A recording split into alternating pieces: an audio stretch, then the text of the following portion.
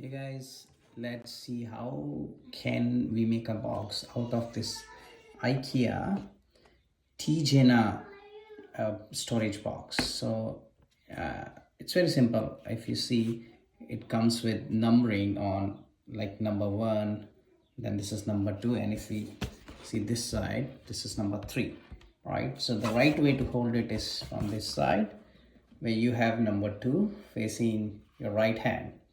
Now when we have to fold it, we have to follow the numbering. So I'm using number 1, folding it first, then I'm folding number 2,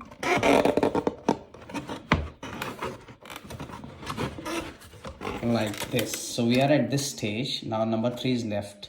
The most of the people will make mistake of trying to pushing it from outside. Don't do that. The trick is to use this. Go to the inside one, and then you hold it like this, and from inside, now you need to push this slightly like this. You see this coming through? That's it.